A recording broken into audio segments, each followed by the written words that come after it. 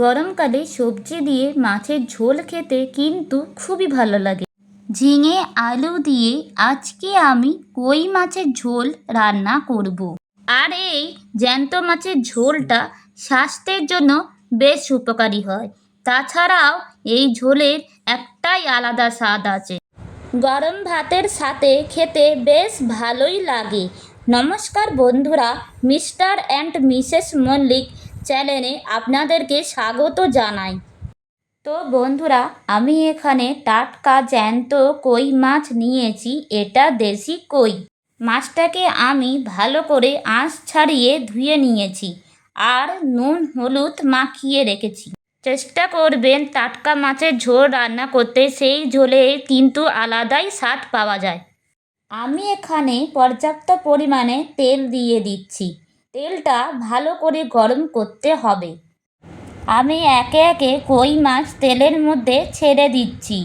কই মাছ কিন্তু খুব করে ভাজতে নেই, তাহলে কিন্তু কই মাছটা ছিটে হয়ে যায় আর নষ্ট হয়ে যায়।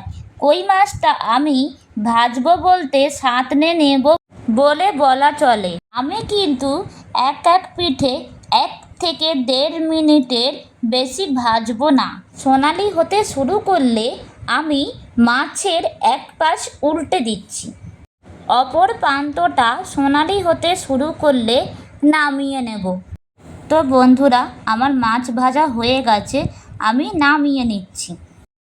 এরপর ওই একই তেলেই তেজপাতা আর গোটা জিরে দিয়ে দিচ্ছি। কেটে রাখা লম্বা লম্বা আলুগুলোকে ওই কড়াইয়ের মধ্যে তুলে দেব আর ভালো করে নাড়াচাড়া করে নেব।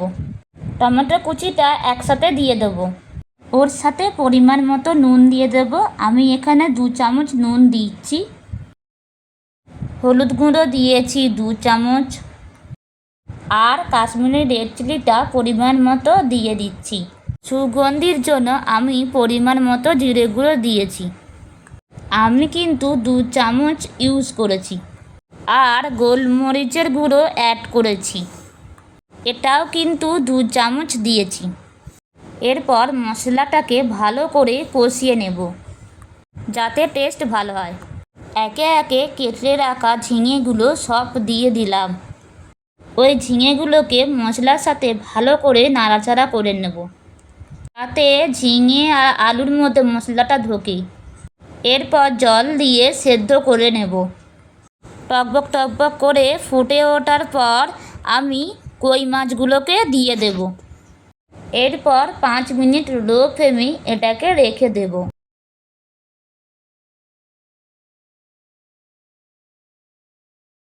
এইবারে একে একে মাছগুলোকে দিয়ে দিচ্ছি।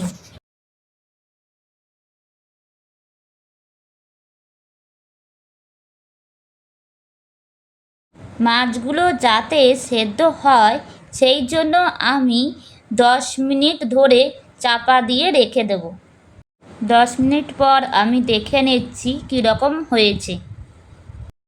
এই ঝোলটার একটা নিজস্ব স্বাদ গন্ধ আছে। এতে কিন্তু ধনেপাতা দেওয়া যায় না।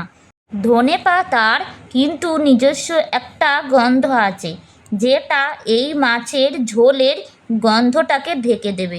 এই রেসিপিটি একেবারেই তৈরি। গরম গরম ভাতের সাথে খেতে খুবই সত্যিই অসাধারণ লাগে। এই রেসিপিটি যদি আপনাদের ভালো লেগে থাকে, like, share, comment and subscribe করতে ভুলবেন না।